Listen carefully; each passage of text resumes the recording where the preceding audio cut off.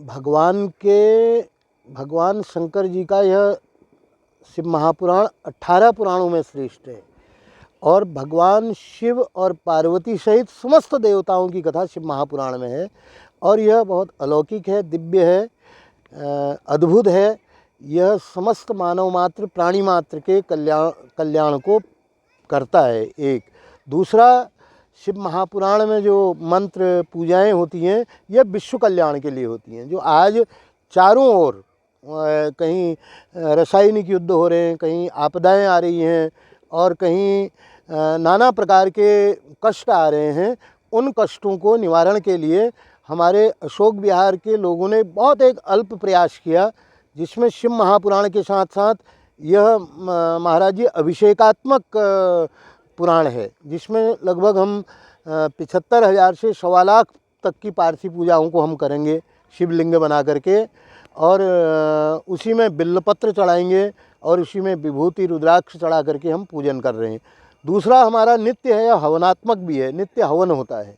यह बहुत बड़ा धन्यवाद है अशोक विहार वालों को कि इन्होंने इतना बड़ा बीड़ा उठा करके एक जन कल्याण के लिए यह कार्य किया। इससे सर्वप्रथम एक एक बिल्व पत्रे से कोटि यज्ञ फलम लवेत, कि कोई भाव से श्रद्धा से एक बिल्व को पत्र को भी भगवान को अर्पण करता है या एक लोटा जल को भी अर्पण करता है, तो वह हम ही को नहीं अपितु समाज को ही नहीं, पूरे विश्व के प्रत्येक प्राणी मात्र को सिंचित करता है। तो मैं इतना कहूँगा कि शिव महापुराण को प्रत्येक गांव में, नगर में, शहर में भगवान शिव की आराधना प्रत्येक प्राणी ने करनी चाहिए।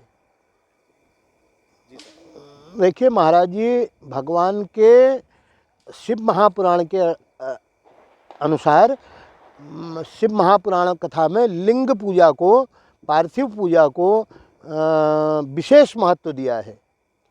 ब्रह्म मुरारी सुरार्चित लिंगम निर्मल भासित शोभित लिंगम जन्मज दुख विनाशक लिंगम तत्प्रणमामि सदा शिवलिंगम, कि जितने भी शिवलिंग बने अधिकस्य अधिकम फलम, अधिक बनाते रहेंगे तो फल अधिक मिलेगा।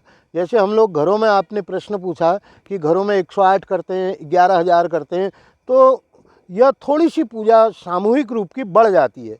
जैसे घरों में हम एक नलके से नहाते हैं और गंगा जी में जाते हैं तो पूरे गंगा के प्रवाह से नहाते हैं, तो वहाँ पर हमारी बाधाएं दूर होती हैं अधिक और हमारी कष्ट दूर होते हैं। ऐसे ही शिव महापुराण में हम अधिक से अधिक पार्थिव पूजाओं को कर रहे हैं, उससे एक तो मनोयोग बनता है और दूसरा जलाभिषेक करने से उतने लोगों को जो घर में पार्थिव पूजन नहीं कर सक रहे हैं, भोजन भंडारा नहीं करा पा रहे हैं और किराए का मकान है या एक कमरा है या नौकरी में है, तो वह लोगों के लिए सुगम हो रहा है कि यहाँ पर हजारों की संख्या में पार्थिव पूजन करके सब लोग अपनी अपनी मनोकामनाओं को पूर्ण कर रहे हैं। यह भी इसका एक मूल कारण है।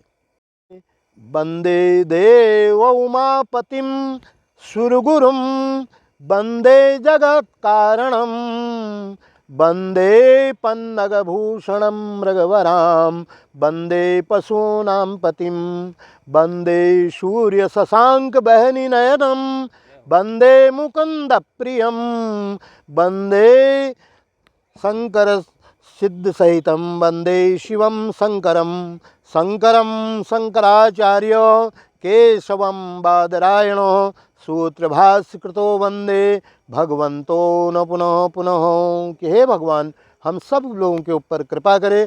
इसके एक एक मंत्र का अर्थ हम जरूर हल्द्वानी औद्योगिक नगर के इस शहर में बैठकर अशोक विहार में कथा कर रहे हैं हमारे यजमान परिवार के जन, लेकिन इसके मंत्र महाराज अलग अलग हैं।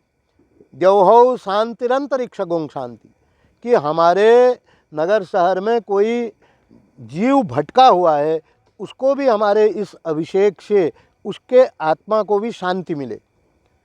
पृथ्वी शांति, हमारी यह पृथ्वी सस्यशालिनी पृथ्वी शांत हो, क्योंकि आज पृथ्वी में इतने रसायन पड़ चुके हैं क्योंकि ये पृथ्वी प्रदूषित हो गई है। तो मंत्रों के द्वारा हम पृथ्वी को भी शुद्ध कर रहे हैं, मंत्रों के द्वारा औषधि को भी, कंद मूल फल, तो इसका बहुत बड़ा महत्व है। और जिसको कि आप अगर कभी कथा में बैठकर सुने 4 घंटे, तो इसका बहुत बड़ा फल है और आप इसको ज़रूर रुद्राभिषेक कर एक एक बिल्वपत्र विभूति, और जैसे इसमें विभूति चढ़ती है बिल्वपत्र का महात्म्य मैंने बताया। अब विभूति चढ़ती है भस्मांते शरीरम, कि हम भगवान शंकर जी को शिवम भूत्वा शिवम रजेत, हम भगवान शंकर जी को विभूति चढ़ाते हैं। उसका अर्थ है वैराग्य, कि मेरे जीवन में वैराग्य रहे प्रत्येक कर्म में। मैं दुकानदारी भी करूं तो वैराग्य भाव से करूं, शिक्षा भी करूं, नौकरी भी करूं तो वैराग्य भाव से करूं, क्योंकि मैंने जो विभूति लगाई है अंत में इस शरीर की भी विभूति होनी है। त्रिशूल, भगवान को त्रिशूल डमरू प्रिय हैं, भगवान को नाग प्रिय हैं, जिनको उन्होंने अपने धारण किया हुआ है। कि समाज में कई लोग ऐसे दीन दुखी अतृप्त आत्माएं, बिगड़े तिगड़े कोई ऐसे लोग हों तो उनकी भी हम सेवा को भगवान शंकर जी के इस पूजन के माध्यम से करेंगे। इस सनातन वह मूल है, ऊर्ध मूलम मदस्वाखाम मस्वस्थम प्राहुरभ्यम। ये जितने भी और हमारे धर्म हैं, कोई 1000 साल पुराना है, कोई 10,000 साल पुराना है, कोई 500 साल पुराना है, तो सनातन कभी नष्ट हो ही नहीं सकता है। तो सनातन का नष्ट होना पूरे समझो विश्व का नष्ट होना है, सनातन कभी नष्ट नहीं हो सकता है। तो हम तो कहते हैं कि वह लोग अज्ञानवश कह रहे हैं कि हम सनातन से अच्युत हैं। और मैं प्रत्येक अपने धर्म के लोगों से, हिंदुस्तान के समस्त अपने पहाड़ के देश के जहाँ भी जो लोग हैं, कि आब्रह्मण ब्रह्मणो ब्रह्मवर्चसी जायताम महाराष्ट्रे, कि सनातन इसको अपने दिल दिमाग से हटा दीजिए कि सनातन कभी कमज़ोर रहा है। सनातन हमेशा उच्च शिखर में रहा है और कभी नष्ट होने वाला धर्म नहीं है। हाँ, और धर्म नष्ट हो सकते हैं लेकिन सनातन धर्म नष्ट नहीं। फिर भी प्रयत्न करना चाहिए, प्रयत्न करना चाहिए मैं सनातनी रहूं, मेरे जीवन में शिखा सूत्र रहे, हम यज्ञोपवीत धारण करें, माता पिता की सेवा करें और अपने दीन दुखी, जो आज चारों तरफ हाहाकार हो रहा है दुख बीमारियों से, प्रत्येक घर में बीमार पड़े हैं, प्रत्येक राष्ट्र में बीमार हैं और सारा विश्व इस समय भारत की ओर टकटकी लगाकर देख रहा है इस सनातन धर्म के लिए, कि कोई भी ऐसा योग्य पुरुष, साधु, महात्मा, ब्राह्मण, आचार्य हमारे इन युद्धों को शांत करे। इजराइल के हाल देखिए आप क्या है, यूक्रेन के हाल देखिए, बम वर्षाएँ हो रही हैं, लोग संपन्न होकर के भी जो हैं ठीक तरह से नहीं जी सक रहे हैं। और भारत में हमारी जहाँ गंगाएं हैं, जहाँ जमुनाएं हैं, हम आनंद से रह रहे हैं। तो इसलिए सनातन धर्म के प्रति मेरा सोचना तो यह है कि यह न कभी नष्ट होने वाला है, न कभी हमेशा सूर्य की भांति चमकेगा।